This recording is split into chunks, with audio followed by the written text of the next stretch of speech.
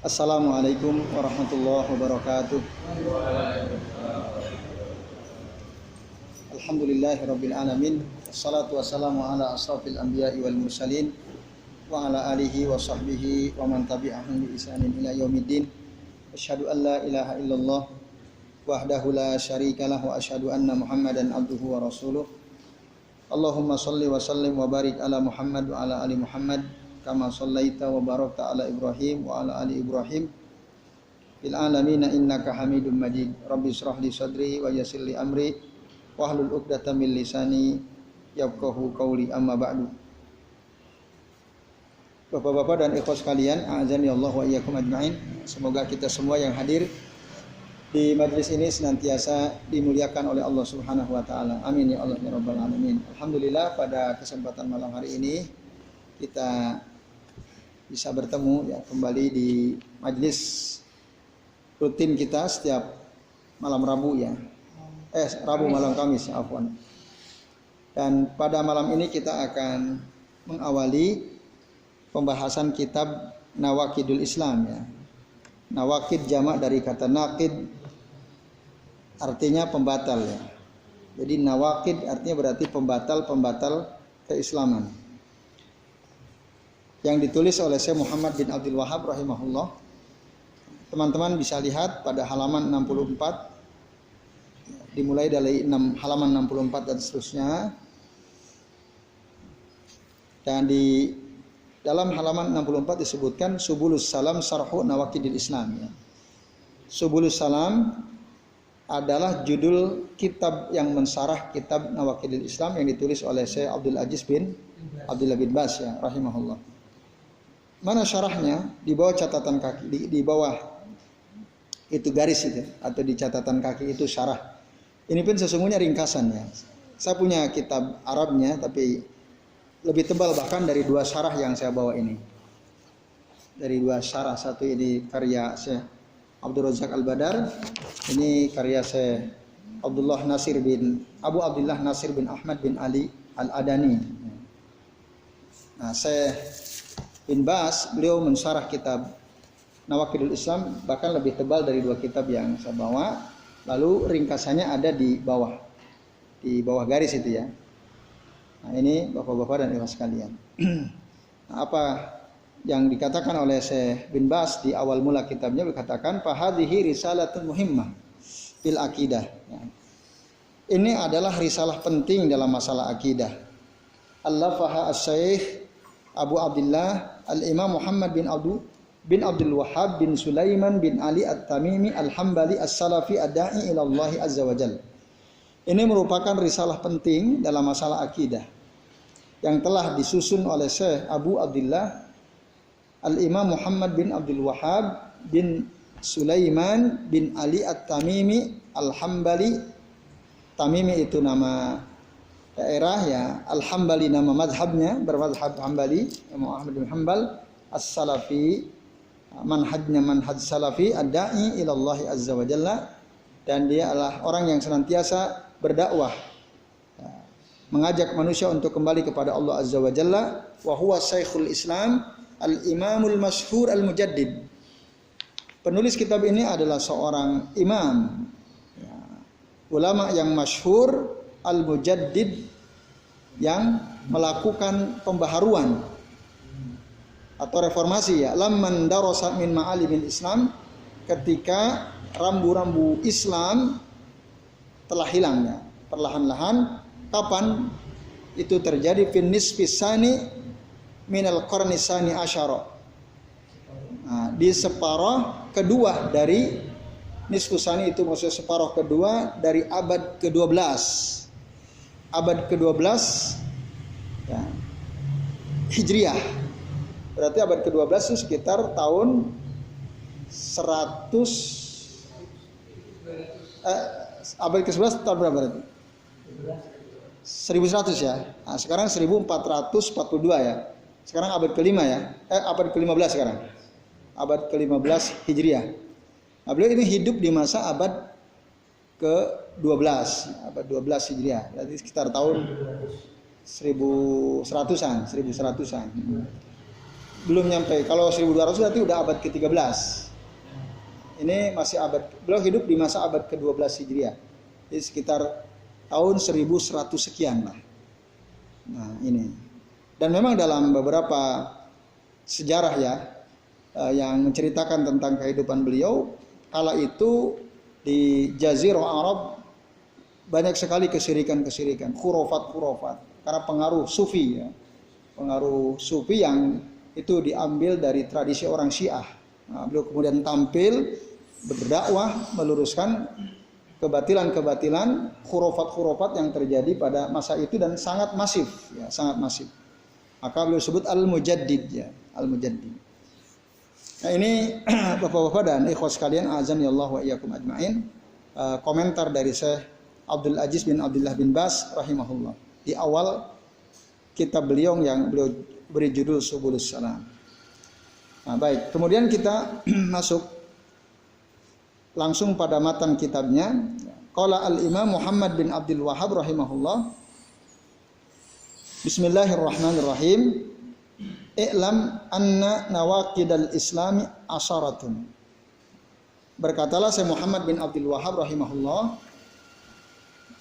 Yang pertama beliau memulai kitabnya ini dengan mengucapkan Bismillahirrahmanirrahim, dan ini adalah jalannya para ulama. Para ulama biasanya ketika akan memulai menulis kitab ya atau menjelaskan sesuatu pasti dimulai dengan Bismillah, dan sebaiknya kita pun demikian karena ada satu riwayat mengatakan kullu amrin dzibalin la yubda'u bi bismillahirrahmanirrahim fahuwa aqta ya fahuwa aqta fahuwa abtar. Artinya kullu amrin dzibalin, setiap perkara penting la yubda'u, tidak diawali bi bismillahirrahmanirrahim dengan menyebut nama Allah, zat yang maha pengasih lagi maha penyayang, fahuwa aqta, maka dia terputus, maksudnya terputus dari keberkahan. Aqta'u minal barakah. Nah itu. Maka beliau mengawali tulisan atau risalahnya ini mengucapkan Bismillahirrahmanirrahim. Nah, Bapak-bapak serta ikhwas sekalian, a'azani Allah wa iyyakum ajmain. Nah, sebelum kita lanjut, saya mau sampaikan mukaddimah dari Syekh Abdul Razak Al-Badar ya. Dari kitabnya beliau. Jadi kita sebagai seorang muslim ya, dituntut untuk mengetahui mutalibun bima'rifatil haq liyaslukahu. Dituntut untuk mengetahui yang benar, itu semua ini. Kenapa? Supaya kita menempuh yang benar itu. Fahuwa kadzalika mutalibun bima'rifatil batili liyatajannabahu. Dan sekaligus dalam waktu yang sama kita sebagai seorang muslim dituntut untuk mengetahui kebatilan supaya kita bisa menjauhinya.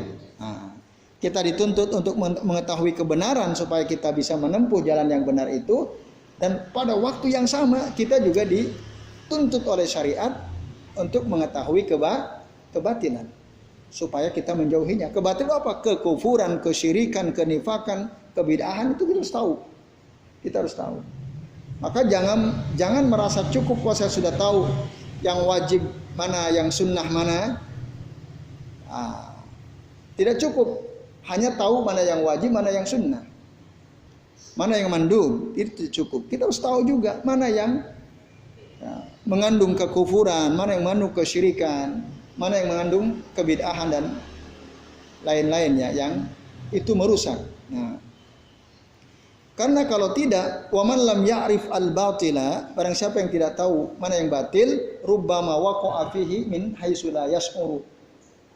Nah, sangat mungkin dia akan terjatuh kepada kebatilan itu sementara dia tidak merasa. Kenapa? Karena nggak tahu. Dia nggak tahu bahwa oh ini ternyata kekufuran, oh ini ternyata kesyirikan, oh ternyata ini kebid'ahan. Dia nggak tahu. Nah, ini maka penting kita mengetahuinya. Seperti yang kita sudah bahas ya dalam kitab sebelumnya, masih ingat barangkali ya bapak-bapak dan sekalian, apa yang diceritakan oleh Huzaifah ibnul Yaman radhiyallahu anhu. Apa kata beliau? Kana an-nasu yas'aluna Rasulullah sallallahu alaihi wasallam anil khair. Orang kebanyakan tanya kepada Nabi tentang kebaikan. Ya kan? Apa amalan yang bisa memasukkan ke dalam surga? Apa amalan yang paling disukai oleh Allah Subhanahu wa taala? Apa amalan yang paling utama dan seterusnya. Itu banyak ditanyakan oleh orang. Tapi Hudzaifah bilang, "Wa kuntu as'aluhu anisyarr." Sedangkan aku bertanya kepada Nabi tentang keburukan. Kenapa makhofatan an yudrikani? Aku khawatir kalau aku nggak tahu yang buruk, akhirnya aku melakukan keburukan itu. Nah, ini kecerdasan Hudzaifah Ibnul Yaman radhiyallahu anhu. Oleh karena itu ada syair yang berbunyi arabtu syarra. Aku mengetahui keburukan la li syarri. Bukan untuk keburukan itu sendiri, walakin dituwaqihi, tapi untuk menjaga diriku dari kesyirikan. Wa man lam ya'rif asy-syirra, atau wa man lam ya'rif asy-syarra minan nasi yaqa'u fi. Kalau ada orang dia tidak tahu keburukan, dia tahu yang buruk, sangat mungkin dia terjerumus pada keburukan itu. Nah, itu dikatakan dalam sebuah syair ya, sekalian. Lalu ada yang mengatakan kaifa yattaqi man la yadri ma yattaqi. Bagaimana mungkin ada orang bisa menjaga dirinya dari sesuatu yang dia tidak tahu apa yang dia harus jaga. Saya ulangi, bagaimana mungkin seseorang bisa menjaga dirinya sementara dia nggak tahu dari apa dia harus menjaga dirinya. Bingung kan? Saya harus menjaga diri saya dari apa? Karena dia nggak tahu apa yang harus dia jaga. Nah, oleh karenanya setiap kita dituntut ya, selain kita harus tahu mana yang hak, kita juga dituntut harus tahu mana yang batil ya, mana yang haram, mana yang mungkar dan seterusnya. Nah, ini Bapak-bapak dan ibu sekalian, a'adzanillah wa iyyakum.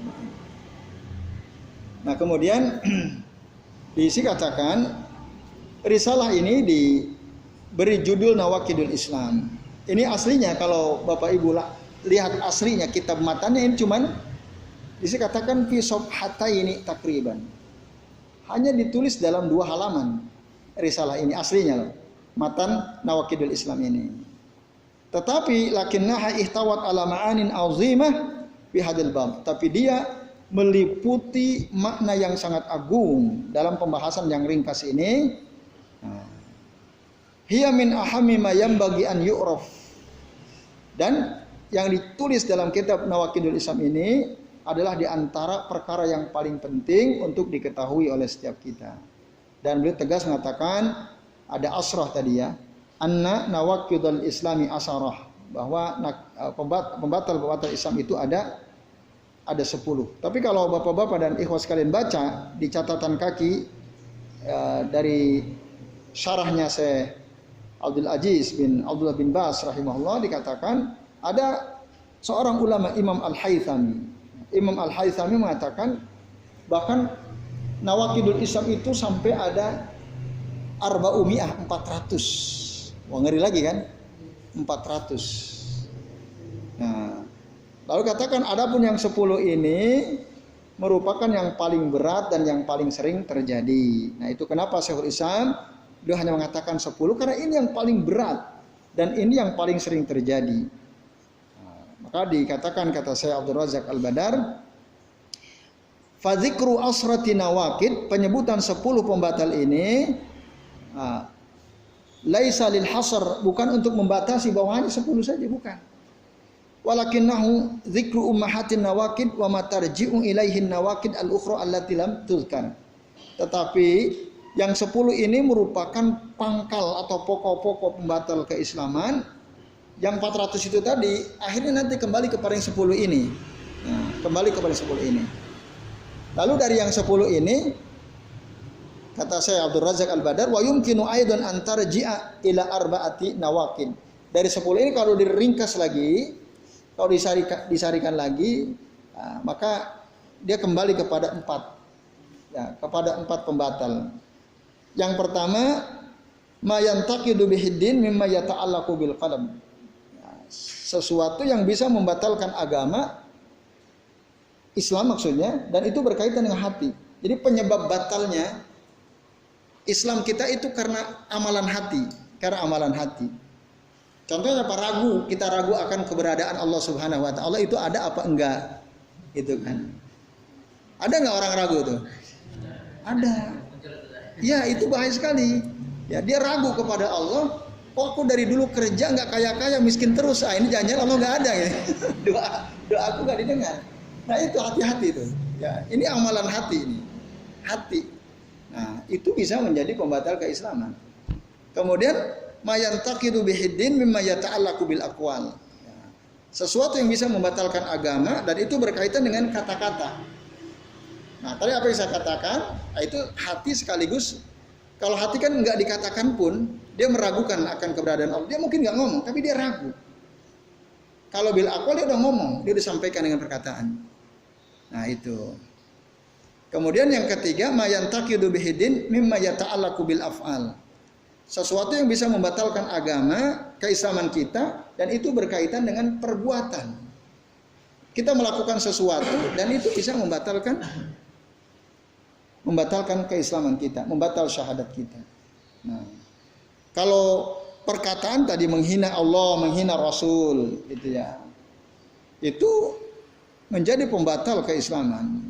Maka kita pernah singgung kan, beberapa waktu lalu sempat heboh, ada seorang penceramah kan, yang menghina Nabi, yang rembes itu ya, ya itu kan, menghina istrinya beliau Aisyah, masa ada perempuan usia 9 tahun kok senang dinikahi oleh laki-laki usia 50 tahun.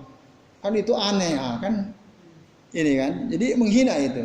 Nah, ini maka ada orang mengatakan dia ini tidak akan pernah diterima taubatnya oleh Allah Subhanahu wa taala. Tidak akan diterima sampai dia mengulang syahadatnya. Karena orang yang bertaubat sementara dia batal syahadatnya, berkali-kali dia bertaubat, berpuluh-puluh kali bertaubat, mardud, akan tertolak. Orang kafir taubat diterima atau tidak? Tidak. Orang kafir taubat dia diterima atau tidak taubatnya? Karena dia belum baca syahadat, nggak mungkin diterima. Maka syarat orang yang sudah batal keislamannya, kalau dia ingin taubatnya itu diterima, dia harus melakukan apa? Memperbarui tajdid asyhadatain ya. Dia memperbaharui syahadatnya, sudah batal syahadatnya. Nah ini maka dia taubat nggak akan diterima taubatnya. Itu ngeri ya.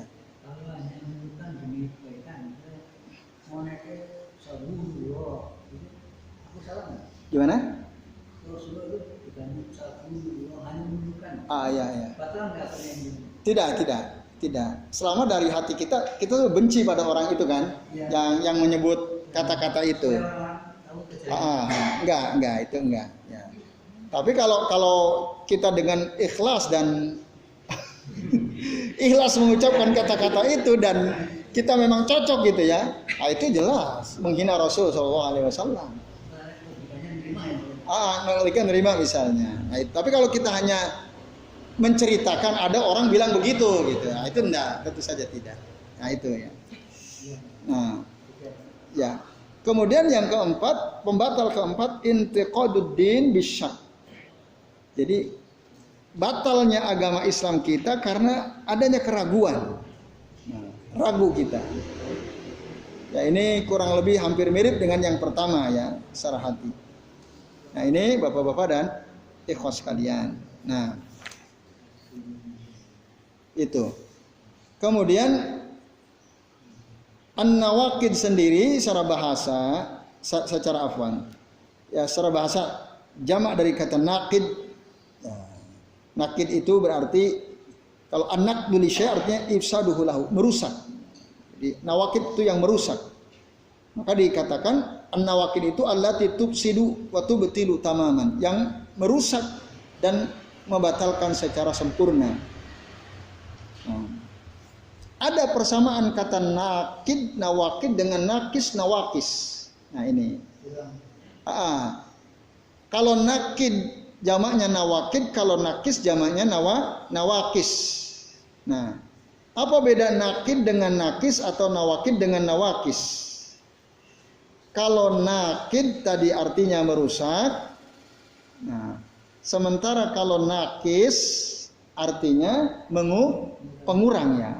nakisul Islam dengan nakidul Islam beda. Orang nakidul Islam, Islamnya batal. Tapi kalau nakisul Islam, Islamnya tidak kurang Islamnya. Itu beda ya. Tapi dua-duanya jelek. Orang Islamnya kurang jelek, orang apalagi yang Islamnya batal lebih buruk lagi. Ada kalimat yang menggabung dua kata ini yang disebut dengan qadih atau qawadih.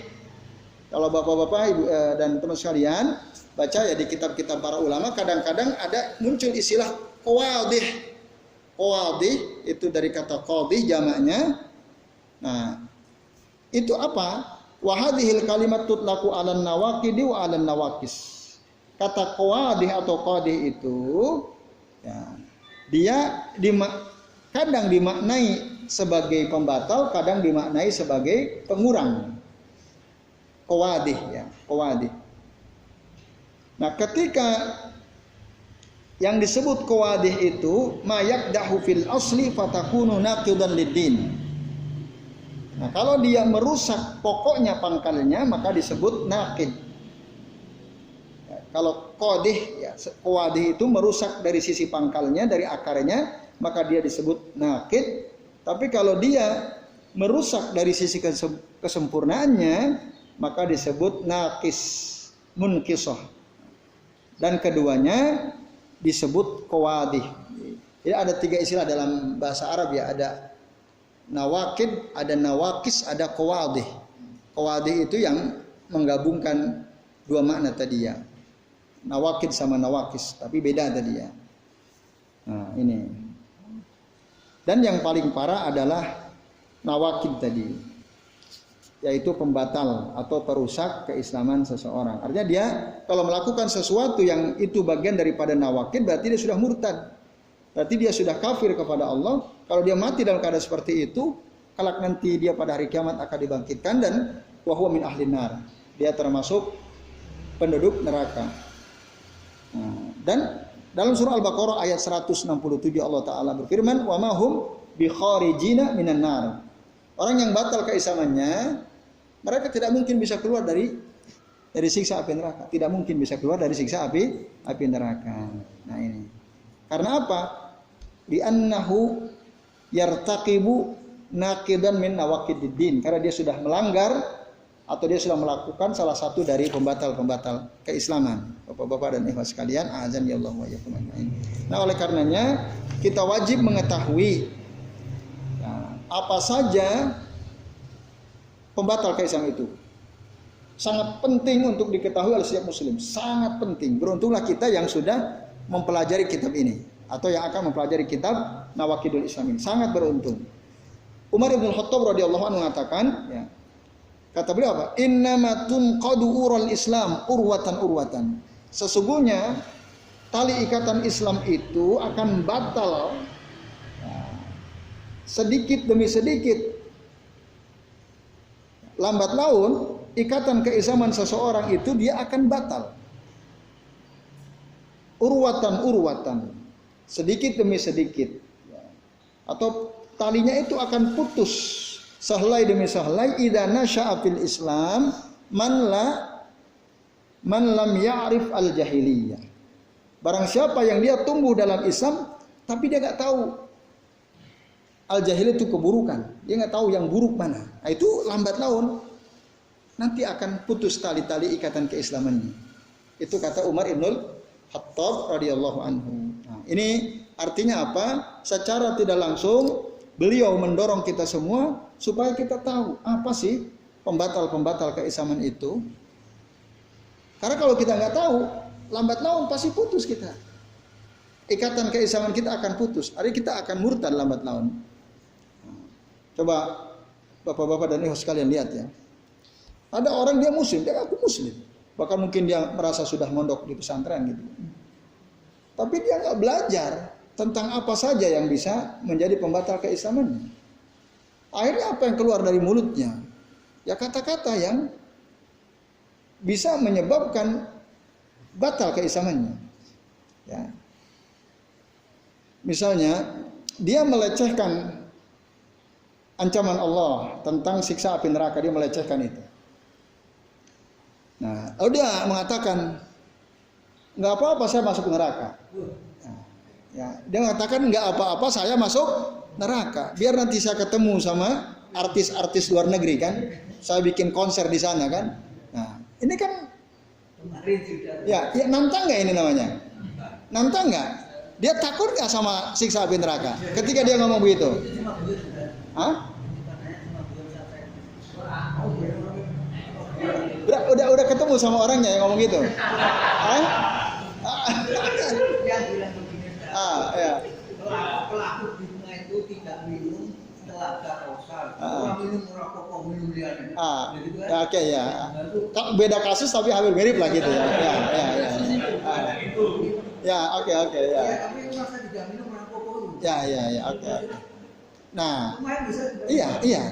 Ini sama kan dengan orang yang waktu zaman Rasul hidup. Kata mereka apa? Tidaklah kami melihat ya Qur'ana, ya para ulama kami ini illa ya akzabu alsinan, terus wa ajbanu indal liqa, kecuali mereka itu kalau ngomong sering bohong katanya. Tidaklah kami melihat para pemimpin kami, maksudnya Rasul dan para sahabat, ini orang munafik yang ngomong nih, kecuali mereka itu akzabu alsinan. Akzabu itu paling dusta omongan lisannya. Kalau ngomong bohong terus. Terus yang kedua wa ajbanu indal liqa, pengecut kalau ketemu musuh. Dan yang ketiga mereka itu sering makan gitu, senangnya memenuhi perut mereka. Nah, itu ya. Itu tuh maksudnya apa? Maksudnya Rasul dan para sahabat. Rasul dan para sahabat. Dia menghina Rasul dan para sahabat. Lalu kan ada sahabat dengar, innaka munafik, kamu ini munafik. Saya akan sampaikan, saukhbiru Rasulullah SAW, ya, ila Rasulillah SAW. Saya akan sampaikan ini kepada Rasul SAW. Akhirnya sampailah berita itu, bahkan sebelum disampaikan oleh seorang sahabat, Allah sudah ngasih tahu bahwa ada orang bilang begini-begini. Tadi ya, dia menghina Nabi SAW. Nah, lalu turunlah Al-Quran, wala in sa'altahum layakulunna innama nahnu nakhudu wa nal'ab. Tadi wala in sa'altahum, kalau kamu tanya Muhammad kepada mereka, kenapa mereka ngomong begitu? Nah, layakulun mereka pasti akan mengatakan innama nakhudu wa nal'ab. Sesungguhnya kami hanya bersenda gurau dan main-main saja. Kan gitu, sama tuh. Aku cuma bercanda kok, yang nggak minum dari telaga kausal nggak apa-apa. Orang masih ada teh, masih ada misalnya. Artinya apa? Masalah agama itu nggak boleh jadi candaan, nggak boleh jadi candaan. Oh, bercanda itu kan sehat katanya. Ya pada sisi mana dulu? Oke, bercanda bagus, bisa saja. Tapi ingat, agama tidak boleh dijadikan bahan candaan. Itu masalahnya. Kan itu dia katanya, kami hanya bersenda gurau dan bermain-main saja. Lalu Allah turunkan ayat berikutnya, kul, katakan Muhammad abillahi wa ayatihi wa rusulihi kuntum tastahzi'un. Apakah Allah, ayat-ayatnya, Rasulnya akan kalian jadikan sebagai bahan olok-olok? Itu Allah tanya. Muhammad bilang sama mereka, apakah kamu akan jadikan Allah, ayat-ayatnya, Rasulnya sebagai bahan olok-olok? La ta'tadiru, jangan minta maaf kamu. Kalian jangan minta maaf. Qad kafartum ba'da imanikum. Sungguh kamu sudah kafir setelah kamu beriman. Kan banyak tuh orang yang menjadikan agama sebagai olok-olok kan. Contoh lagi. Ini olok-olok bukan nih? Ya kalau nggak usahlah rapat-rapat sop itu. Katanya setan masuk. Ya nggak apa-apa, kan dia berarti mau sholat jamaah bareng kita. Ini mau olok-olok agama bukan coba? Mau olok-olok agama. Kan ada tuh orang bilang begitu. Ya kan? Terus ada lagi. Kamu nanti kalau ditanya malaikat munkar nakir, kamu bilang saja aku pengikutnya Kiai Fulan bin Fulan, kan gitu. Malaikat nggak akan berani nanya kamu. Ada yang gini gitu? Ada nggak? Ada. Itu memperolok-olok nggak? Memperolok-olok malaikat nggak kalau gitu? Iya. Pokoknya kalau kamu bilang saya pengikutnya Mbah Surip, ya. Aman kamu sudah dari pertanyaan malaikat munkar nakir. Ya Rabb. Ini namanya ya yastahzi'u biddin. Dia menjadikan agama sebagai bahan olok Allah. Dalilnya tadi, kafir nggak orang tersebut? Kafir. Qad kafartum ba'da imanikum. Maka hati-hati ya, bapak-bapak dan teman-teman sekalian, jangan sampai kita gampang bercanda lalu menjadikan agama ini sebagai bahan candaan. Ya. Kalau ada orang kafir, kan dulu ada stand up komedian kan, menjadikan babi apa-apa ya sebagai bahan candaan. Kan banyak ngamuk kita. Nah, tapi ketika ada tokoh dari kalangan kita sendiri memperolok-olok agama, yang ngamuk sebagian, yang lain membelanya. Nah, ini kan. Nah, ini maka penting kita mempelajari ini. Ya, kita apa saja sih yang menjadi pembatal-pembatal keislaman kita. Kalau enggak tadi, kita akan terjerumus.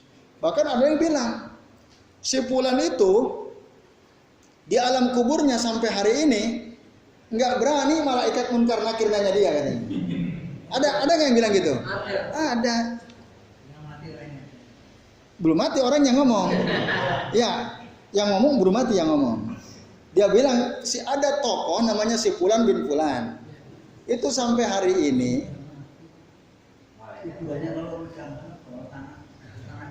Masa orang udah mati ngomong? Yang ngomong dengerin dulu, belum selesai, jangan dipotong dulu makanya. Si Fulan ini dia di alam kuburnya, ya tentu yang dimaksud orang yang udah mati kan, tapi yang ngomong kan belum mati yang ngomongnya. Nah itu makanya hati-hati, harus pelan-pelan. Yang ngomong ini belum mati. Jadi si Fulan yang udah mati ini sampai hari ini malaikat munkar nakir tidak berani nanya. Ada yang ngomong gitu ya? Ada. Kenapa katanya? Karena tiap saat selalu ada orang berziarah kepadanya kan gitu. Padahal dalam hadis disebutkan memang malaikat munkar nakir itu baru bertanya ketika orang yang mengantar ke kuburannya pulang. Apa orang yang ngantar sampai hari ini ada terus di situ, nggak pulang-pulang? Kan di mana tuh ininya? Logikanya kan? Nah ini bisa lihat. Ini contoh ya. Contoh-contoh yang terjadi di tengah-tengah kita, dia nggak sadar kalau itu dia sedang memperolok-olok agama. Dan saya kayaknya ini berprasangka orang yang bilang Rembes itu Muhammad Rembes dan seterusnya itu mungkin maksudnya biar lucu barangkali ya, iya kan? Untuk bercanda gitu, biar nggak tegang lah, biar lucu. Mungkin Allah alam tapi nggak tahu ya. Guyon mungkin tuh guyon maksudnya. Tapi tadi agama itu jangan dipakai guyonan. Kalau yang lain silakan. Perkara dunia silakan, tapi agama jangan. Nah ini dalilnya mana tadi? Ya, kalau lain saal tahum engkau Muhammad kau tanya mereka inna saya kulun, mereka akan bilang innama kunna nakhudu wa nal'ab. Kami hanya bersenda gurau dan bermain-main saja. Nah kan gitu. Qul abillahi wa ayatihi wa rasulihi kuntum tastahzi'un la ta'tadiru qad kafartum ba'da imanikum. Kan ngeri itu. Nah, mungkin mereka yang suka mencandakan agama ini ya belum memahami ayat ini tadi ya. Belum memahami sehingga dengan gampangnya mereka menjadikan agama sebagai bahan candaan. Nah, ini naudzubillahi min dzalik ya, kita berlindung kepada Allah, Bapak-bapak dan ikhwas sekalian, dari menjadikan agama sebagai bahan candaan. Nah, kemudian itu ya tadi, jadi kata Umar ibn Khattab ya, innama tunqadu ura al-islam urwatan idza nasha'a fil islam man lam ya'rif al-jahiliyah. Bagi orang yang tidak mengetahui keburukan orang-orang jahiliyah.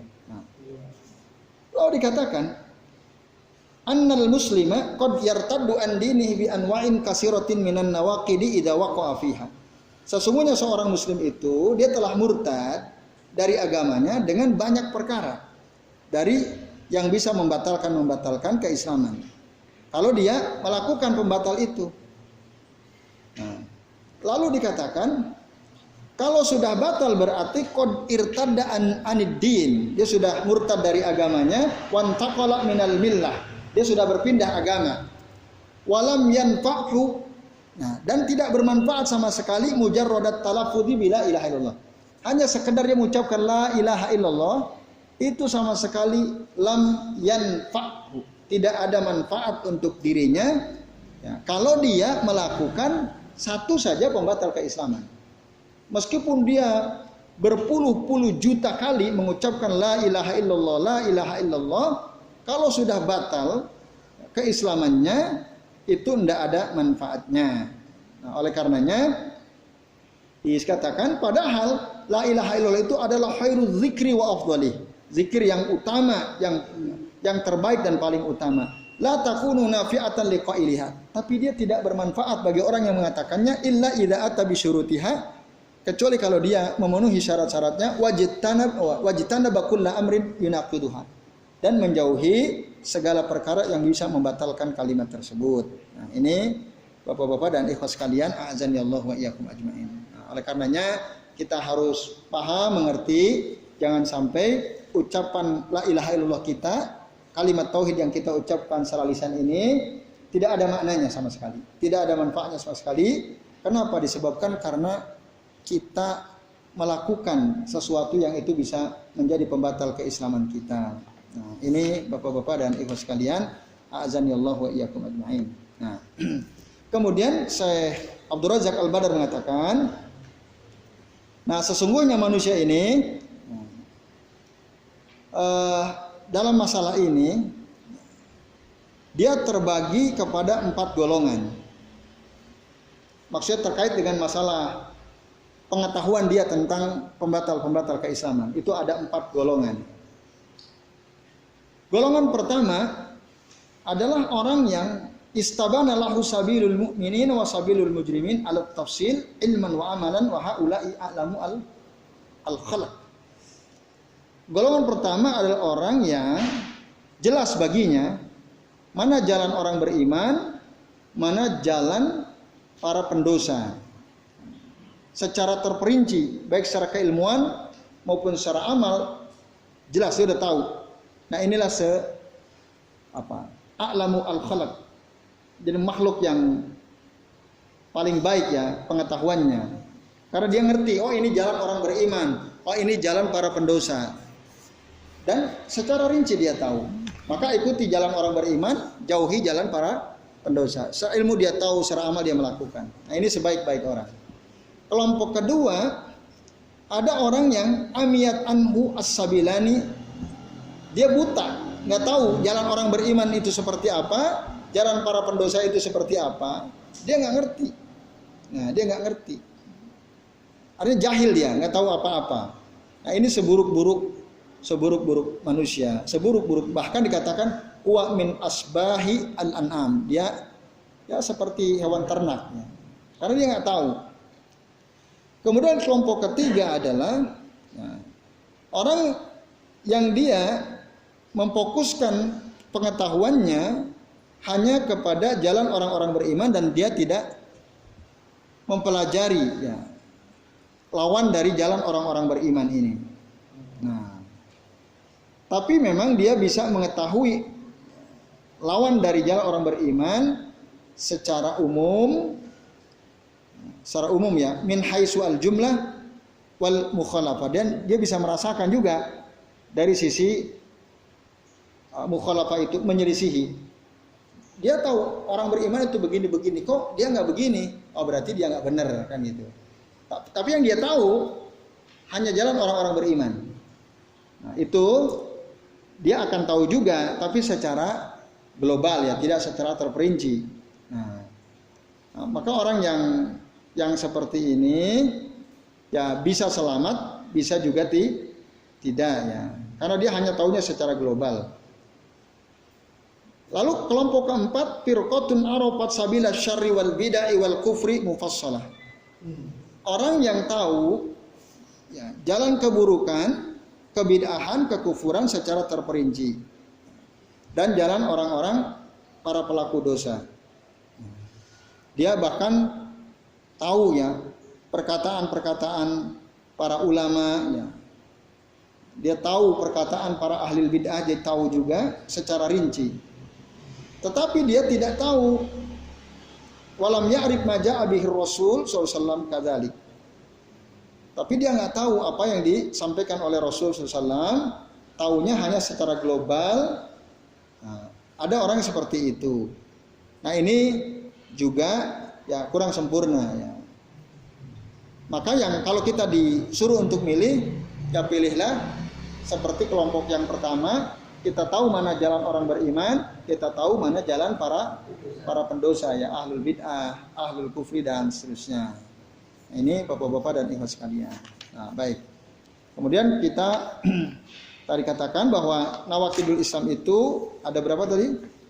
Asroh ya, ada 10 ya, ada 10. Nah, kalau rincinya ada 400. Nah, sementara kenapa disebut 10? Ini hanya yang pokok-pokok saja dan yang paling sering terjadi. Ya. Paling sering terjadi. Nah, kemudian Bapak Ibu, Bapak-bapak dan Ibu sekalian, azanillahu wa iyyakum ajmain. Nah, yang pertama apa? Saya sebutkan al-awwal asyirku fi ibadatillahi ta'ala. Syirik. Qala al-musannif, berkata Syekhul Islam yang Muhammad bin Abdul Wahhab rahimahullah, bahwa pembatal keislaman yang pertama adalah asyirku fi ibadatillahi ta'ala. Syirik dalam beribadah kepada Allah Ta'ala. Jadi syirik itu bisa menjadi pembatal keislaman. Orang berbuat syirik atau mensekutukan Allah ya, menduakan Allah Subhanahu wa taala. Walaupun sih ada syirik akbar, ada syirik asghar ya. Apa contoh syirik akbar itu? Apa Pak? Berdoa pada orang mati, meminta kepada orang yang sudah mati. Ya. Bertawasul kepada Nabi pada sudah meninggal dunia. Ya itu. Banyak kan dilakukan itu? Banyak. Nah, itu kesyirikan. Karena orang yang sudah mati itu, orang yang sudah mati bisa nolong kita atau tidak? Kalau kita bisa nggak nolong orang mati? Kita bisa. Tapi orang mati, sesoleh apapun dia, apakah dia bisa nolong orang yang masih hidup? Karena udah putus amalnya, udah nggak bisa ngapa-ngapain. Lah kok kita minta tolong sama orang mati? Ya kan? Nah.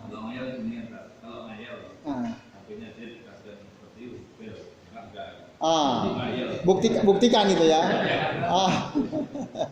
Dan kiainya kiai yang baru meninggal belum lama begitu ya, yang udah tahu handphone lah ya. Nah ya, oke betul. Yang tahu caranya para pengawal itu. Jadi alirannya punya serek dengar. Kemudian makan hanya mana buka dan ya. Itu sama. Betul. Dan berlawan dengan dia. Jadi, nah baik. Jadi bapak-bapak dan sekalian, memang betul. Sebagian dari saudara-saudara kita, kaum muslimin ya, mereka punya alasan kenapa kami berdoa di dekat kuburan orang soleh, kan itu. Sementara sebagian ulama mengatakan kita tidak boleh berdoa ya, kepada selain Allah Azza wa Jalla. Min dunillah, selain Allah. Kita nggak boleh berdoa kepada selain Allah Subhanahu wa taala. Tawasul itu yang dibolehkan, yang masruh. Ini kata Syekh Muhammad bin Jamil Jainu dalam kitab Mukhtasar Al-Aqidah Al-Islamiyah fi Dawil Kitab was Sunnah As-Sahihah. Ditulis oleh Syekh Muhammad bin Jamil Jainu, beliau bilang, at-tawassul al-masru' itu hanya ada 3 saja. Tawasul yang dibolehkan itu 3 saja. 1, tawassul dengan asma Allah wa sifatihi. Asma wa sifatillahi azza wa jalla. Maksud gimana? Kita berdoa dengan menyebut-nyebut nama Allah dan sifat-sifat Allah. Itu boleh. Kan walillahil asmaul husna fad'uhu biha. Itu kata Allah sendiri. Allah itu punya nama-nama yang baik, silakan berdoalah dengan nama-nama tersebut. Ya Razzaq, ya Fattah, ya Karim, ya Rahman, ya Rahim, ya Dzal Jalali wal Ikram. Boleh. Kita berdoa minta. Itu 1. Yang kedua, tawasul yang boleh adalah bil a'mali as-salihah, dengan amal saleh kita. Dalilnya mana? Cerita tentang 3 orang yang terjebak dalam gua itu kan dia menyebutkan satu-satu amalnya, akhirnya terbuka selamat, bisa keluar dari gua. Dan yang ketiga, tawasul dengan doa orang soleh yang masih hidup. Boleh, misalnya ada di antara kita orang soleh, kita tahu dia soleh, lalu kita minta doa, tolong doakan saya begini-begini, itu dibolehkan. Begitulah juga dulu para sahabat, mereka datang kepada Nabi ketika baru punya anak lahir, datang supaya didoakan keberkahan oleh Nabi. Sakit datang kepada Nabi, minta didoakan supaya sembuh sakitnya. Nah itu dibolehkan pada orang soleh, nggak ada masalah. Itu asal jangan terus-terusan. Ya. Sebagian ulama memberikan catatan, apa-apa terus minta doa sama orang, dia sendiri nggak pernah mau doa. Nah ini ngaco juga. Jangan terus-terusan. Ya. Karena Allah lebih senang kalau kita berdoa langsung kepadanya. Nah, idza sa'alaka ibadi anni fa inni qarib ujibu da'watad da'i idza da'ani, kata Allah. Aku akan menjawab orang yang berdoa kepadaku jika dia berdoa kepadaku. Jadi yang paling baik itu kita berdoa langsung. Kalau kita merasa kok doa kita kayaknya belum mustajab, nah kita boleh tuh minta bantuan orang soleh. Pak Yai, ini tolong doakan saya begini-begini, silakan. Itu dibolehkan secara syarat. Itu terserah itu. Ya. Kecuali kalau kiainya, saya nggak mau doakan kamu kecuali ada amplop dulu. Ya, itu jangan kalau gitu. Ya. Ya, kalau soal dia memberi atas keikhlasannya, ya itu terserah pada masing-masing saja kan. Yang masalah jika kiainya memberi syarat, kamu kalau mau minta doa kepadaku, ya minimal amplop segepok lah. Nah itu baru tuh, gak usah minta ke situ. Ya, tadinya kita pengen hidup mudah, jadi malah tambah susah kan gitu. Harus cari uang dulu. Nah ini bapak-bapak dan ibu sekalian, itu yang dibolehkan. Di luar itu tawasul di luar dengan yang 3 itu, maka ghairu masyru', tidak disyariatkan. Bahkan itu termasuk musyrik ya. Syirik berarti kita menduakan Allah Subhanahu wa taala. Nah, salah satu di antaranya berdoa di samping kuburan orang soleh, lalu kita jadikan itu sebagai wasilah karena kita berkeyakinan orang soleh tersebut bisa mendengar doa kita dan bisa menyampaikannya kepada Allah Subhanahu wa taala.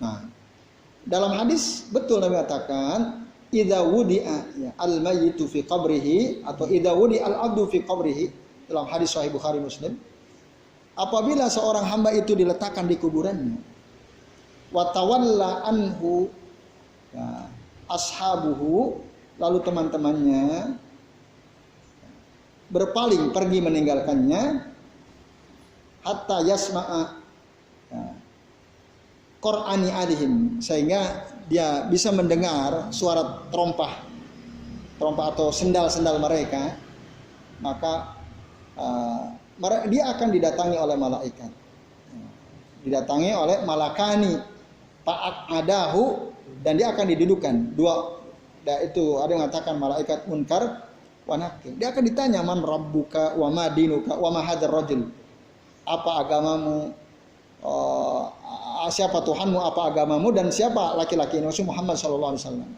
Kalau dia orang beriman, dia bisa menjawab, wa Muhammadun abduhu wa rasuluh, dia Muhammad hamba Allah dan rasulnya. Nah di situ ada kalimat la yasma'u qur'ani alihim, si jenazah ini bisa mendengar suara sendal mereka atau terompah orang-orang yang tawalla anhu min ashabihi. Itu ada dalilnya, memang disebutkan, dan itu sahih hadisnya. Nah, itu kan bisa mendengar, gitu kan? Bisa mendengar. Ya, betul. Tapi masih ada yang ingat nggak? Jadi mendengar itu ada berapa macam? 2. Satu apa? Ada yang ingat nggak? Ya, jadi jenazah itu,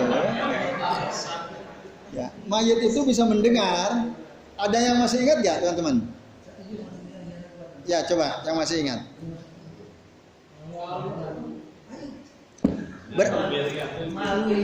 Berdasarkan dalil, betul mayit itu bisa mendengar. Makanya dalil mereka itu. Nah, karena bisa mendengar, berarti kalau kita berdoa di sisi kuburan orang soleh, dia bisa mendengar. Wong sendal aja bisa dengar. Apalagi kita berdoa di situ, dia bisa dengar. Ya kata mereka, dalilnya ini tadi. Ya dalilnya ini. Ya ini lengkapnya saya sampaikan dalilnya. Ini sahih ya, hadis sahih sekalian. Jadi membatas sudahnya dengan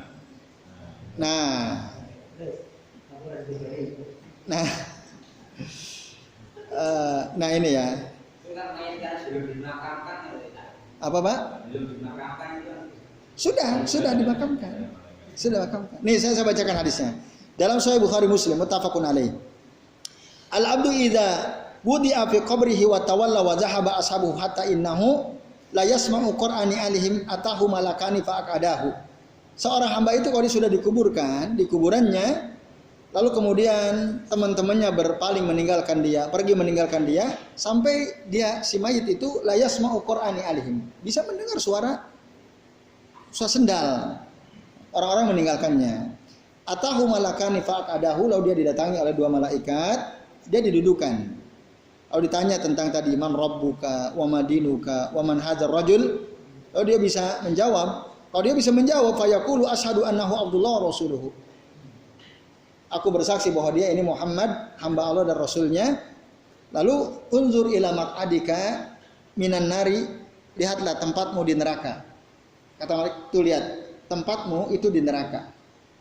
Nah, abdalakallahu bihi maq'adan minal jannah. Lalu Allah ganti tempatmu di neraka ini ya, dengan tempatmu di sorga. Itu. Lalu kemudian qala Nabi sallallahu alaihi wasallam fayarahuma jami'an. Lalu setiap kita itu nanti kalau mati, kan setiap kita ada tempatnya di neraka, ada tempatnya di sorga. Setiap kita itu masing-masing udah ada tempatnya. Di sorga ada, di neraka ada. Kalau kita ditanya, mampu menjawab, gampang apa susah? Man rabbuka, ma dinuka, wa man nabiyuka, bisa jawab enggak? Coba, jawab coba ya. Saya nanya antum jawab ya. Coba. Yang ini gladi resi kan. Kalau ditanya, man rabbuka, apa jawabannya? Allahu rabbi, kan gitu. Ma dinuka, al-islamu dini. Saya ajarkan ya, al-islamu dini. Islam adalah agamaku. Wa man nabiyuka, Muhammadun nabiyyi, atau Muhammadun Abdullah wa rasuluh. Hafal? Sudah hafal belum? Enggak, udah hafal belum? Benar tanya nih. Hafal kan? Saya ulangi, tanya lagi. Man rabbuka? Allahu rabbi. Wa ma dinuka? Man nabiyuka? Wa man Muhammad? Wa man Muhammad? Siapa Muhammad itu? Abdullah wa rasuluh. Bisa jawab? Hafal nggak antum? Hafal. Kalau besok saya tanya lagi, kira-kira yakin nggak bisa jawab? Insya Allah. Insya Allah ya. Ya saya tanya, man nabiyuka? Jawabnya apa?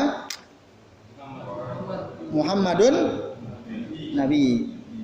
Wa man huwa Muhammad? Abdullah wa rasuluh. Itu kan?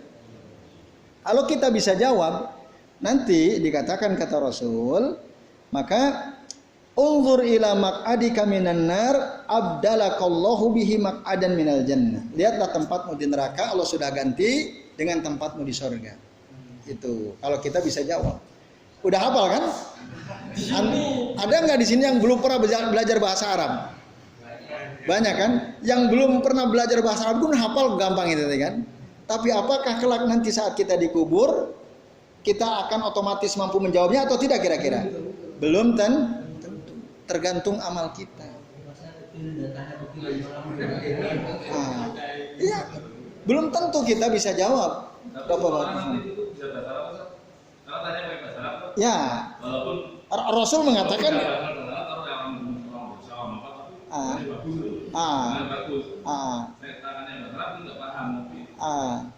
Kalau masih hidup di dunia, ya. Orang kafir pun bisa bahasa Arab, dia paham ditanya. Man hadzal rajul, siapa Muhammad itu maksudnya? Di sini Rasul menceritakan wa ammal kafiru, Wa amal kafiru awil munafik, sementara orang kafir, orang munafik ketika ditanya, ya tadi 3 pertanyaan terus ditanya man hadzal rajul, maksud siapa itu Muhammad, mereka bilang apa? La adri kuntu aqulu ma yaqulun nas. Ngomong pakai bahasa apa dia? Arab juga. Karena ceritakan Rasulullah ya. Nah, dia bilang saya nggak tahu. Saya mengatakan sesuatu yang dikatakan oleh orang-orang. Lalu dikatakan kepadanya la dharaita summa yudrabu bimit roqatin min hadidin darbatan baina udhunaihi fayasihu sayhatan yasma'uha man yalihi illa saqalain. Ya Rabb. Nah, dia nggak bisa jawab. Saya nggak tahu. Saya hanya bisa mengatakan sesuatu yang dikatakan oleh orang-orang. Kamu nggak tahu? Kata malaikat. Wah, langsung diambil palu dari besi. Nah, di situ katanya summa yudrob, dia dipukul bimitrokoh. Mitrokoh itu alat pemukul, min hadid dari besi, dorbatan satu pukulan, baina uzunai, di antara 2 telinganya. Berarti mana tuh antara 2 telinga? Berarti kepala dipukul dengan apa tadi? Palu besi dipukul. Yang mukul siapa? Malaikat. Dengan kita gedean mana? Kita dipukul Mike Tyson aja mungkin pusat. Ini yang mukul malaikat.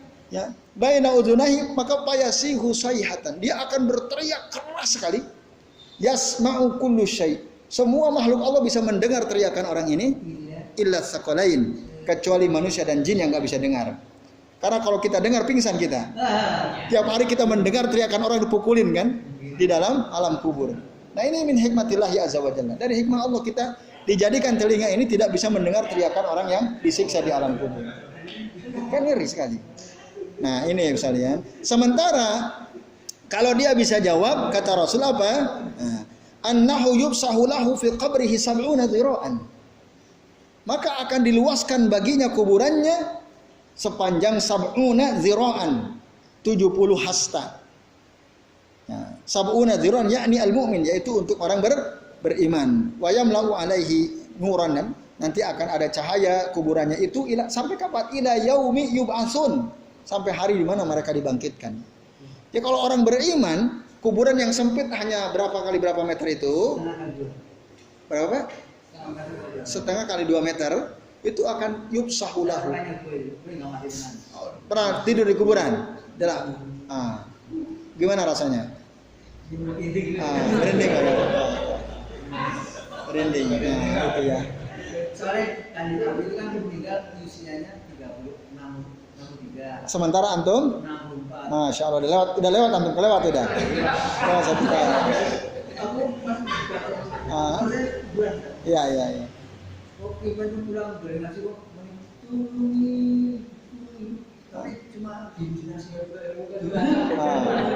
Iya, tulungi, udah ada suara kok. Aku tulungi.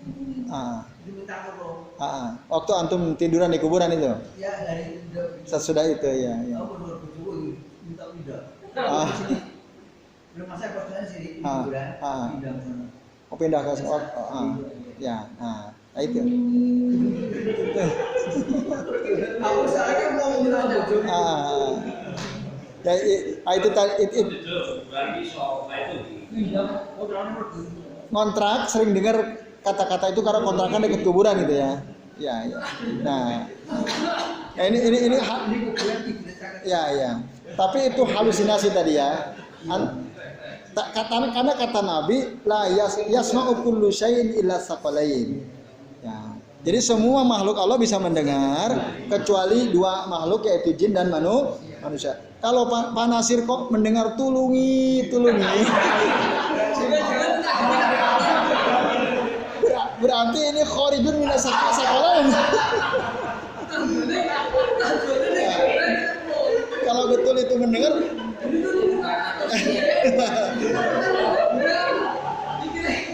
berarti bukan jin, bukan manusia kalau gitu ya. Ya.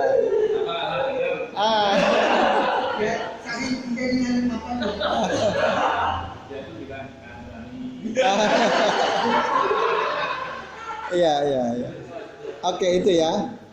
Jadi itu sekalian, menjerit mereka itu. Dan kita ngeri sekali kan. Kita mendengar cerita, uang seandainya kita dipukul orang, dipukul manusia lah, yang katakannya secara fisik sama sebesar kita, dipukul pakai palu dari besi, kira-kira gimana itu? Sakit nggak kira-kira? Sakit nggak kira-kira? Kita dipukul pakai, ya sakit sekali. Apalagi yang mukul malaikat kan? Kita nggak tahu juga palunya sebesar apa kan?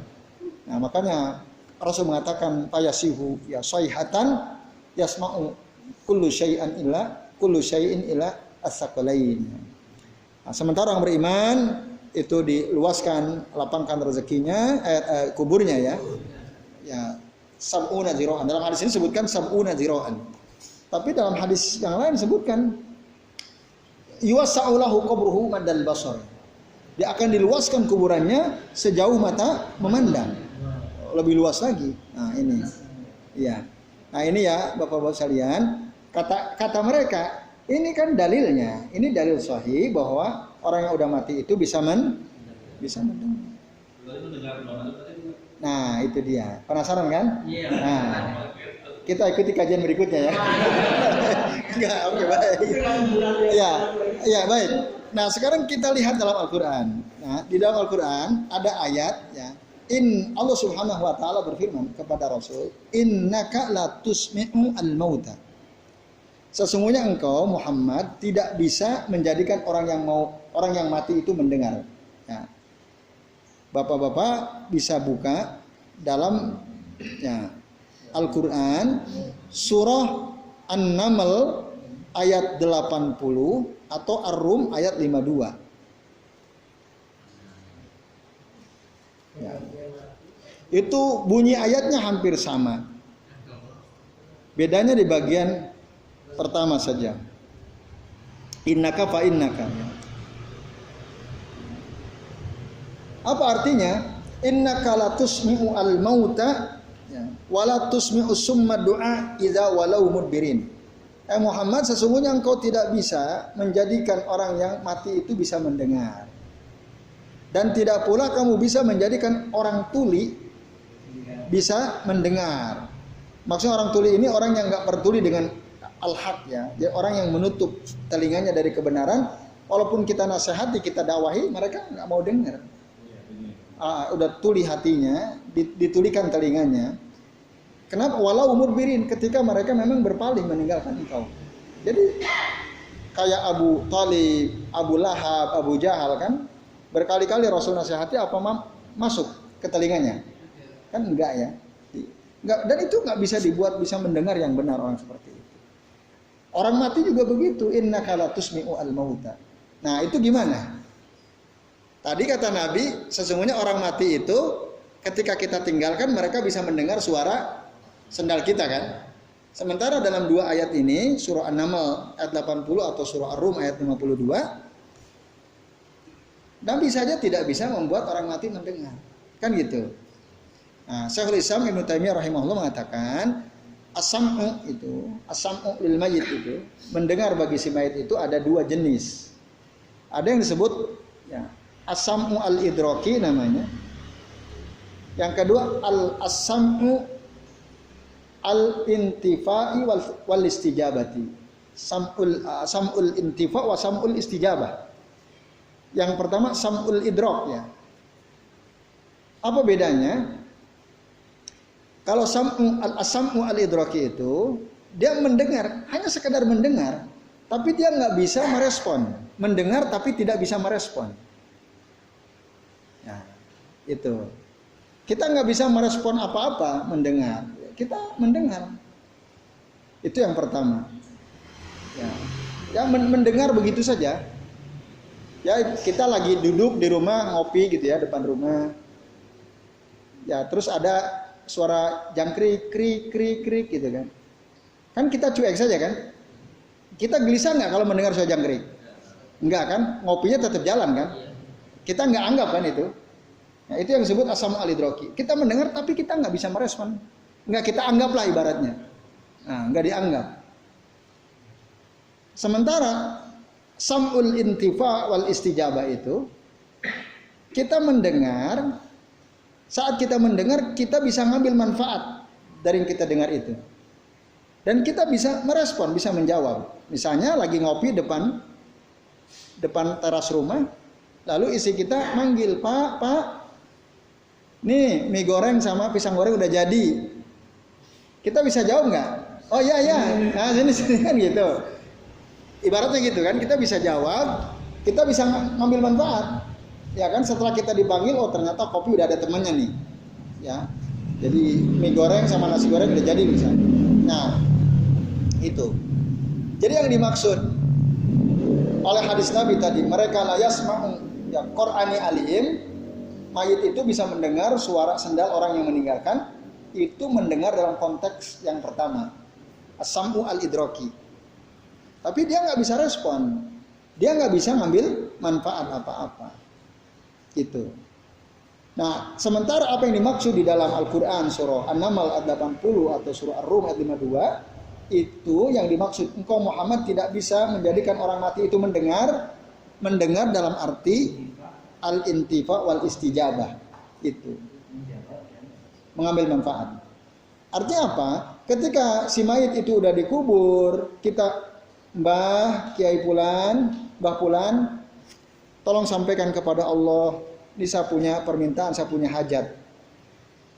Nah, apakah orang yang mati, kiai yang mati itu, orang soleh yang mati di kuburannya itu bisa mengambil manfaat atau tidak? Tidak. Bisa menjawab enggak? Enggak. Nanti kalau jawab, monggo, kamu minta apa tak sampaikan ke Allah. Enggak bisa menjawab. Pingsan kita kalau dia bisa jawab kan. Nah, makanya di sebagian masyarakat ada orang mati udah dikubur ditalkin. Pernah dengar nggak? Kan gitu. Nanti kalau kamu ditanya man rabbuka, kamu jawab Allahu Rabbi, kan gitu. Saya berkali-kali itu mendengar rais kaum mentalkin orang yang sudah dikubur. Masih kan?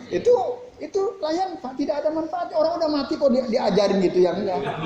Dituntun. Talkin kan dituntun. Kalau kamu ditanya siapa Tuhanmu, kamu bilang Allah ya. Kalau kamu ditanya apa agamamu, kamu bilang Islam agamaku. Kalau kamu ditanya siapa nabimu, kamu jawab Muhammad nabiku. Kan gitu diomongin. Apa manfaat itu? Tidak. Tapi bagi para pendukungnya manfaat. Kenapa? Karena dalam Al-Quran ada dalilnya. Apa dalilnya? Fadzakir fa inna dzikra tanfa'ul mu'minin, katanya. Berikanlah peringatan karena peringatan itu bermanfaat untuk orang beriman. Iya, untuk yang masih hidup, udah mati udah nggak bisa. Jadi dia terlalu apa ya? Cari-cari dalil itu. Dalil itu betul, peringatan itu bermanfaat untuk orang beriman, tapi orang beriman yang masih hidup, yang udah mati ngapain lagi, nggak bisa diingatkan. Nah itu Bapak sekalian.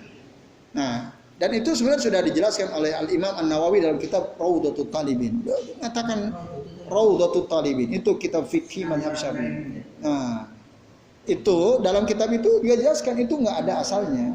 Artinya hadisnya itu hadis lemah. Nah, itu jadi itu contoh kesyirikan, ya. Berdoa itu kan ibadah kan? Berdoa ibadah bukan? Maka si asyirku fi ibadatillahi ta'ala. Orang yang melakukan kesyirikan dalam beribadah kepada Allah Ta'ala itu bisa membatalkan Islam, itu yang pertama. Maka hati-hati ya melakukan kesyirikan. Nah itu tadi, banyak orang nggak tahu kan. Kira-kira yang suka berdoa dekat kubur orang soleh ngerti nggak masalah ini? Ngerti nggak bahwa itu adalah syirik? Ngerti atau tidak? Bahkan taunya mereka ini bener kan gitu. Itu ibadah bahkan. Kan ngeri itu kan. Nah disinilah kita penting tahu masalah ini. Nah, bahkan bapak-bapak dan ikhwas sekalian, dalam kitab ini ya, di sini disebutkan bahaya kesyirikan itu. Menurut saya Abu Abdullah Nasir bin Ahmad bin Ali Al-Adani, di sini beliau sampai menyebutkan banyak sekali bahaya-bahaya kesyirikannya. Tidak kurang dari 10 disebutkan. Ya, jadi kesyirikan itu kenapa bisa mengeluarkan seseorang dari agama, bisa membatalkan keislamannya? Karena satu syirik itu dosa yang paling besar. Allah bilang, "Wa may yusyrik billahi faqad iftara isman 'azima." Barang siapa yang syirik, menyekutukan Allah, menduakan Allah, sungguh dia telah melakukan dosa yang sangat besar. Syirik itu kezaliman yang besar. Bahkan Nabi ketika ditanya ayyuz dzambi a'zam, apakah dosa yang paling besar? Antaj'ala lillahi niddan wa huwa khalaqak. Kamu telah menjadikan bagi Allah ya apa? Nidda. Nidda apa? Tandingan bagi Allah. Padahal Allah telah menciptakan kamu. Itu satu. Syirik itu adalah akbaru al-kabair, dosa besar paling besar. Syirik itu ya, yuhbitu jami'al a'mal, bisa menghilangkan seluruh amal kita. Lain asyrokta la yahbitanna amaluka. Kalau kamu syirik maka semua amalmu sia-sia. Syirik itu tidak akan diampuni dosanya. Innallaha la yaghfiru an yushraka bihi wa yaghfiru ma duna dzalika liman yasha. Disebutkan di dalam kitab kita ini. Itu dalil pertama. Jadi saya Muhammad bin Abdullah menyebutkan dua dalil. Dalil pertama itu ya, innallaha la yaghfiru an yushraka bihi wa yaghfiru ma duna dzalika liman yasha. Sesungguhnya Allah tidak akan mengampuni ya, dosa orang yang mensekutukan Allah dengan sesuatu, wa yaghfiru ma duna dzalika liman yasha, dan Allah akan mengampuni dosa selain syirik bagi orang yang Allah kehendaki. Sesuatu. Terus yang kedua, innahu, sesungguhnya Allah atau sesungguhnya dia ya.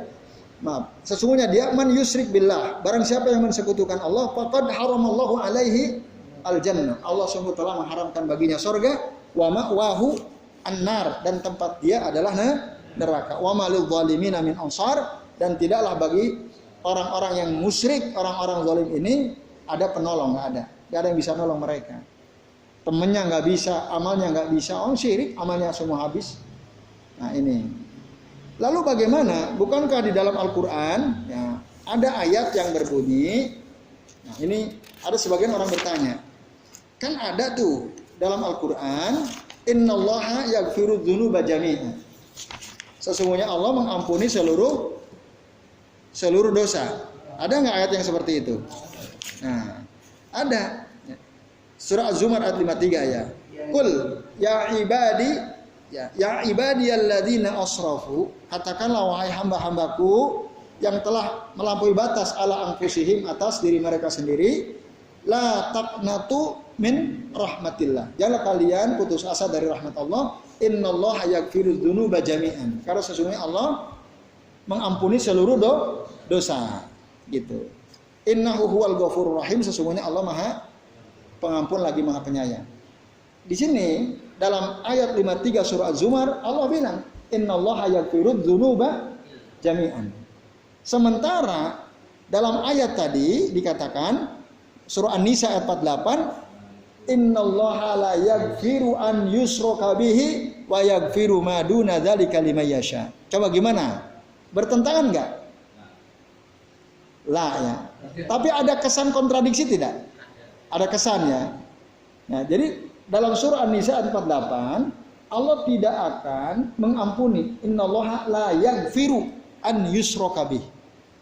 Allah tidak akan mengampuni dosa orang yang menyekutukan Allah dengan sesuatu. Sementara dalam surah Az-Zumar 53, innallaha yaghfiru dzunuba jami'an. Sesungguhnya Allah mengampuni seluruh dosa. Bagaimana penjelasannya supaya tidak kontradiksi? Gimana, Pak? Jadi yang dimaksud surah An-Nisa 48, Allah tidak akan mengampuni dosa orang yang menyekutukan Allah, menduakan Allah dengan sesuatu, kalau dia mati dalam keadaan musyrik, tidak bertaubat. Jadi dia melakukan kesyirikan, dia mati, dan dia tidak pernah taubat dari kesyirikannya, maka orang tersebut akan diadab dalam neraka khalidan abadan mu'abbada, selama-lamanya. Itu bahayanya syirik tuh. Ngeri kan? Nah, tapi kalau dia sempat bertaubat, ya Allah, dulu saya pernah berbuat syirik begini. Ya, lalu saya bertaubat ya Allah dari semua kesyirikan yang pernah saya lakukan. Taubat dia betul-betul. Dia baca doa gimana? Gimana doanya? Gimana doanya? Taubat dari kesyirikan? Ayo, siapa yang hafal? Angkat tangan yang bisa.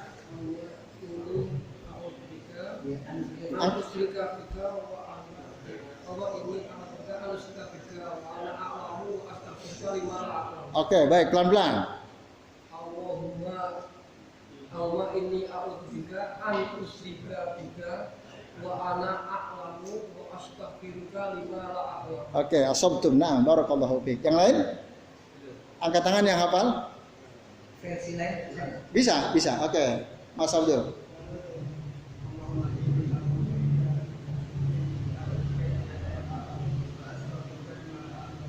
Asabtum. Nah, barakallahu fiik. Antum, Mas Yosef, pada. Kurang. Ada yang kurang dikit. Ulangi.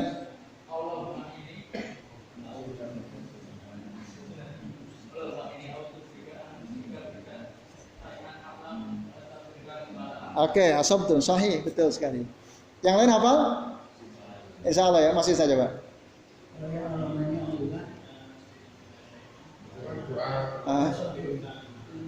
Oke, sahih, asabtum. Gimana?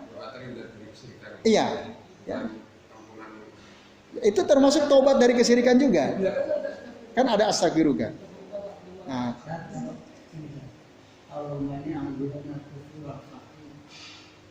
wa a'udzubika min adzabil qabr. Ya, boleh juga. Itu juga doa yang sering dibaca oleh Nabi. Yang tadi belum hafal, yang dibaca teman-teman. Hah? Ya, beda betul. Betul. Itu kan Allahumma inni a'udzubika minal kufri wal faqr wa a'udzubika min adzabil qabr la ilaha illa anta. Nah, itu kan doa yang sering juga dibaca Rasul. Nah, pagi sore. Oke. Ya. Nah, doa yang ini hafal belum? Hah? Gimana? Enggak dapat hadiah. Oke. Nah, ini ya, jadi Bapak-bapak dan teman-teman sekalian. Itu penting sekali dibaca. Maksudnya diamalkan, jadi amal. Supaya apa? Supaya jangan sampai nanti kita di akhirat ya menyesal, oh ternyata selama ini amal saya sia-sia. Kenapa ya? Karena kita nggak pernah taubat dari kesyirikan yang pernah kita lakukan. Kan itu. Dan kesyirikan itu kata Nabi apa? Seperti tapak semut di atas batu hitam di tengah gelapnya malam. Lima malam yang dia pakai kacamata hitam.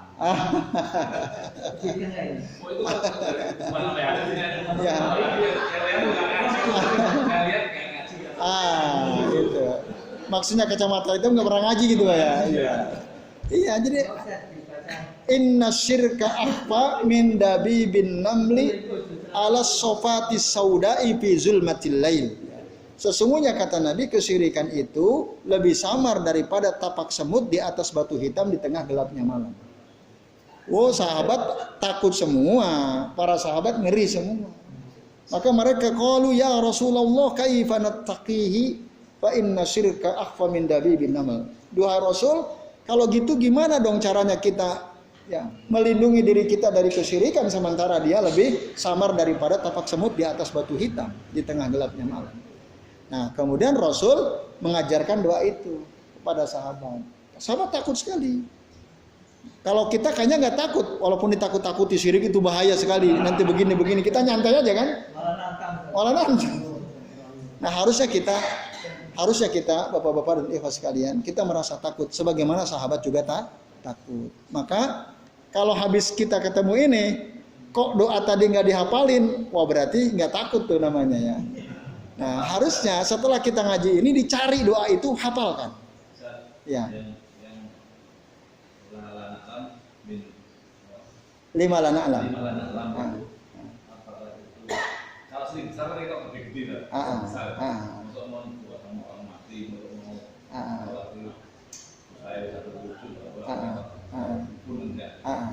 Saya kadang itu dari yang kecil. Apa ada Yang lima lana alam. Dari kecil sama sekali tuh. Ya. Termasuk gini, ya yang tentu saja sampai nanti Abdullah bin Abbas radhiyallahu anhuma dia menjelaskan banyak orang terjerembab kepada kesyirikan karena dia nggak tahu, nggak ngerti.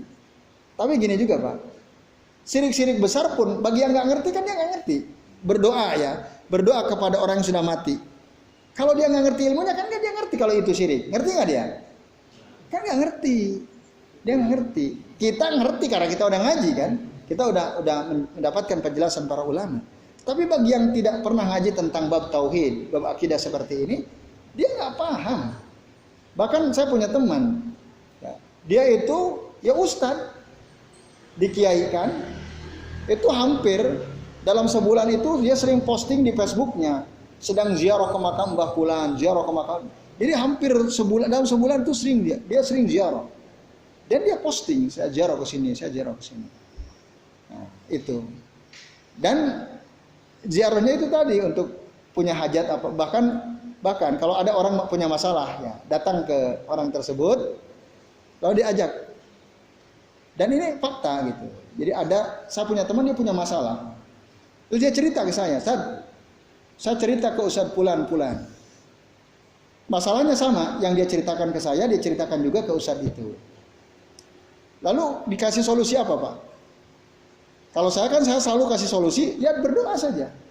Yang membolak-balikan hati kita Allah, membolak-balikan hati istri panjenengan juga Allah. Minta saja sama Allah supaya istri jenengan jadi baik lagi ke jenengan kan, sehingga anaknya bisa diasuh oleh berdua. Kan ini soal pengasuhan anak ya masalahnya. Udah minta sama Allah. Setiap kali saya ngomong gitu kan, wah kurang konkret solusinya Tan. Nah, dia kurang konkret solusinya. Ya. Nah ini sayang sekali ya.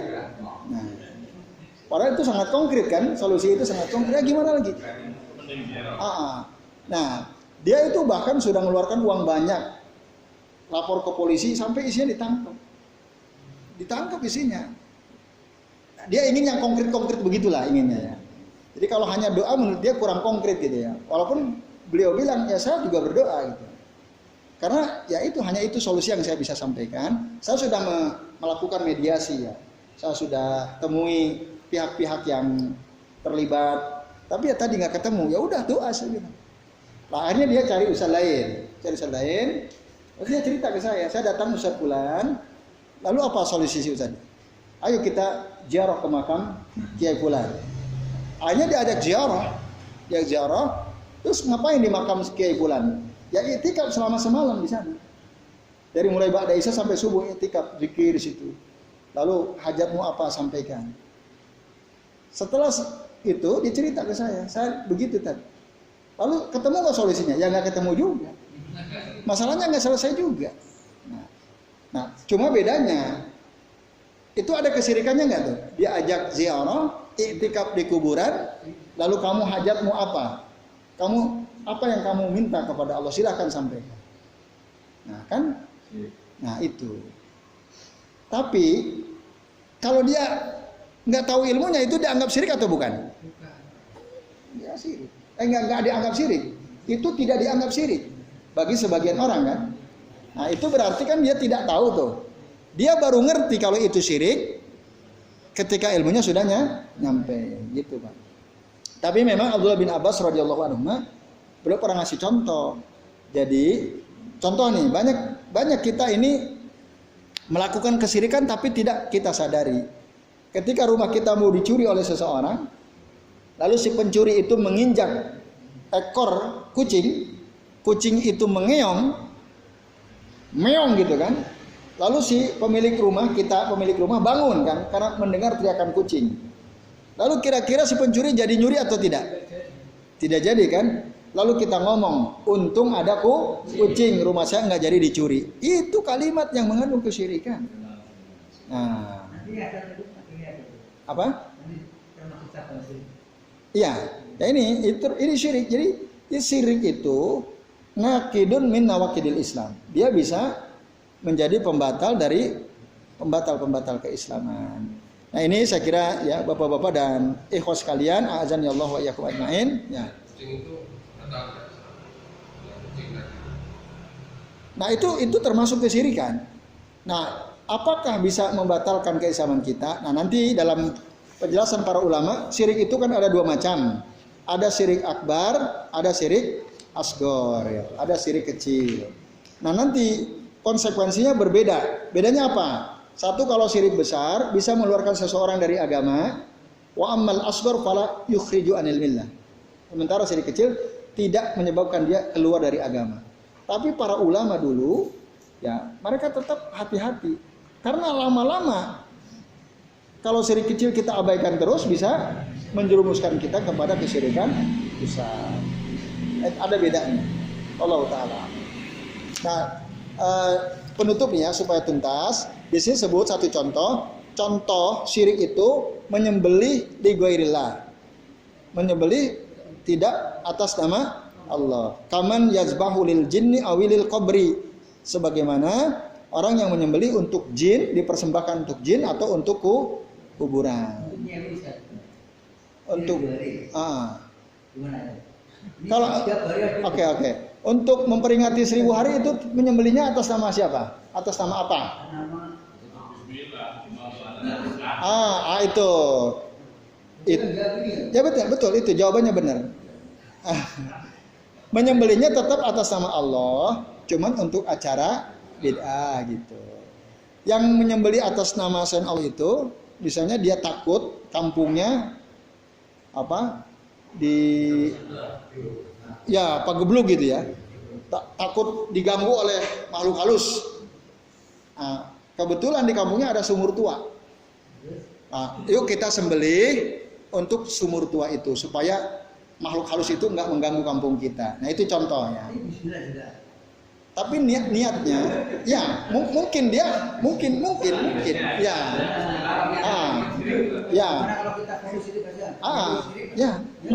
Meskipun dia waktu nyembelih menyebut Bismillah ya Allahu Akbar, tapi niatnya kan untuk apa? Enggak. Yang tadi. Kalau nyewu tadi kan jelas beda. Ini tadi karena takut makhluk halus yang muncul dari sumur tua itu kan. Itu yang disebut azzabu li ghairillah itu. Menyembelih tapi tidak untuk Allah, tapi karena takut kepada makhluk halus itu. Nah, itu termasuk kesyirikan. Ya, itu saya kira. Jelas ya? Nah, berarti tuntas satu pembatal keislaman. Meskipun nanti ya kita lanjut lagi karena dalam kitab ini pembahasannya luas sekali ya. Tadi bahaya itu tadi saya baru sebutkan 3 ya. Ada yang lain, tapi karena waktu kita cukupkan dulu sampai di sini. Nanti insya Allah kita lanjut lagi. Ini jam 11, masya Allah kerasa ya. Masih lama tapi bisa. Mohon maaf ini ya. Baik sekalian. Ya. Baik. Tapi semoga ini jadi penghapus dosa-dosa kita ya. Dan malaikat insya Allah yang ada di langit ya. Inna li talibil ilmi ya. Inna talibal ilmi yastaghfiru lahu man fis sama'i wa man fil ardi hatta al-hitani fil ma. Ya, insyaallah. Baik, saya kira ini sebelum saya kembalikan ke Mas Abdo selaku pembawa acara, saya mohon maaf apabila yang saya sampaikan ada kesalahan atau kekeliruan.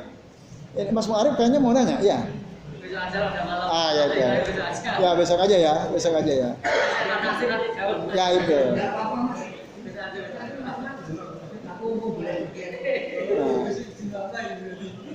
Kata panasin nggak apa-apa Mas Muarif. Oke silakan. Ya, daripada nanti tidurkan mikir-mikir kan. Ya silakan.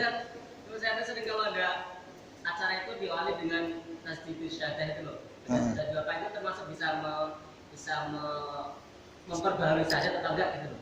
Bisa gimana misalnya? Misalkan kan ada acara apalah pertemuan apa, kemudian mari kita sebelum itu kita tasdidus syahadah dulu. Kita apa dulu tadi?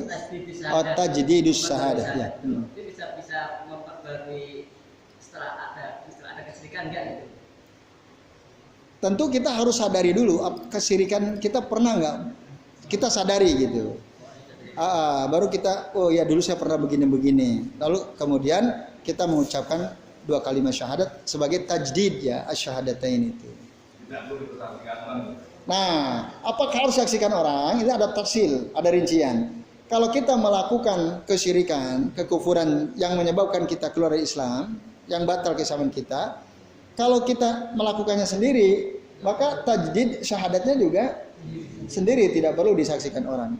Tapi kalau kita pernah menghina Rasulullah di depan orang banyak, nah, dia melakukan yang menjadi sebab batalnya keislaman dia di depan orang banyak, maka dia harus sampaikan itu di depan orang banyak juga. Itu menurut penjelasan sebagian ulama. Misal tadi menghina Rasul bagian perkara yang bisa membatalkan keislaman atau tidak? Ya, nanti ada, itu termasuk bagian menghina syariat Islam ya. Termasuk.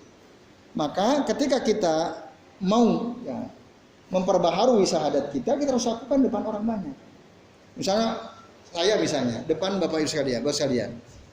Nah, suatu saat ya harus saya sampaikan juga di forum yang seperti ini.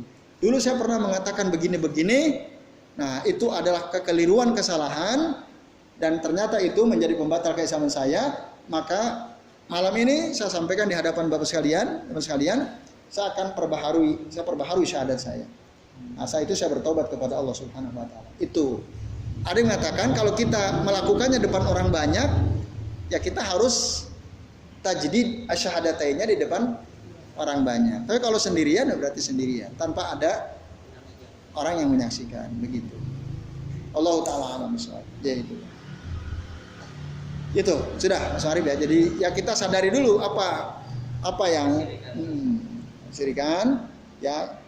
Tadi bapak-bapak, ibu-ibu, kita mungkin pernah melakukan kesyirikan, baik kita sadari atau tidak. Maka ya barangkali ada di antara kita yang melakukan kesyirikan tanpa disadari, yuk kita memperbaharui syahadat kita. Ya, bisa saja dilakukan seperti itu. Bisa seperti itu ya. Ya, bisa. Ya. Allah taala. Ya gitu. Ya. Dakwah terhadap memberantas kesyirikan itu apakah perlu tulis-tulis? Kan sering macam-macam ya. Kalau nggak salah ada 8. Salah satunya adalah syirik dunia. Namanya sama satu jari. Datangin penguasa. Apa seperti Muhammad Doro? Itu kan jarang. Maksudnya datang ke penguasa, nasihatin.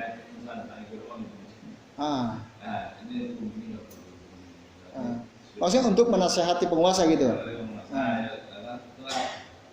Kebanyakan yang disentuh kan nggak sampai serikat. Mungkin dijelaskan tapi untuk ini siapa yang melakukan ini apa? Itu fenomenanya gimana? Apa ya? Terus ya mungkin itu kan ada yang kemarin kita udah bahas, mala yudroku kulluhu la yutroku kulluhu. Nah, jika kita tidak mampu mendakwahkan tentang kebatilan kesyirikan pada semua tadi jenisnya itu, kita tidak mampu. Ya kan fattaqullaha masata'tum itu ya. Kalau dalam kebaikan itu kita disuruh oleh Allah semampu kalian. Kalau kita belum mampu ya sudah. Tapi jangan tinggalkan semuanya. Jangan sampai kita meninggalkan dakwah tentang bahaya kesyirikan. Menyeru manusia tentang bahaya kesyirikan. Nah, kalau itu tadi ya syirik hakimiyah tadi dia saya belum bisa deh. Saya belum bisa lakukan. Nggak ada masalah. Yang penting dakwah dari bahaya kesyirikan yang lain-lain selain itu tetap dilakukan. Masih ada yang lain kan gitu. Nah itu. Jadi itu memilih-milih karena ketidakmampuan itu ya. Itu nggak ada masalah. Jadi hasbal istitoah sesuai kemampuan kita masing-masing. Jadi itu Pak Abu Fahmi. Allah taala alam. Kalau sekarang negara kita gini kan. Mengapa milih Gus Muwafi yang Kenapa milih? Gus Muwafi yang tidak ceramah? Karena Gus Muwafi nggak mau mengkritisi. Apalagi fitnah. Nah, terus? Nggak mau kalau dia dijawab nggak. Dulu kita mengajarnya di istana kan. Ya.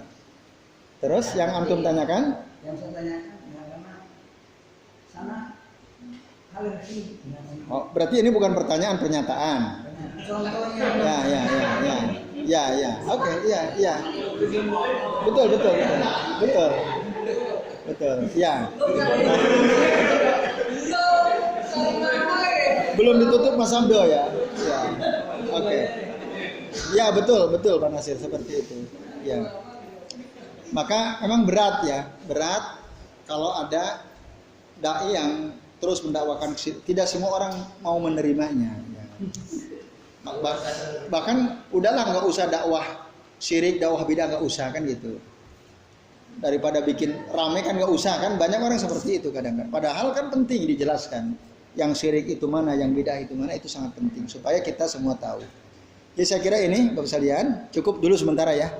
Nah, terima kasih dan mohon maaf jika waktu terlalu panjang, dan mohon maaf juga jika apa yang kami sampaikan ada kesalahan. Sebelum waktu saya kembalikan ke Mas Abdul, saya akhiri ya. Sallallahu ala Muhammadin wa ala alihi wa sahbihi wa baraka wa sallama alaihi ajmain. Billahi taufiq wal hidayah. Wassalamualaikum warahmatullahi wabarakatuh.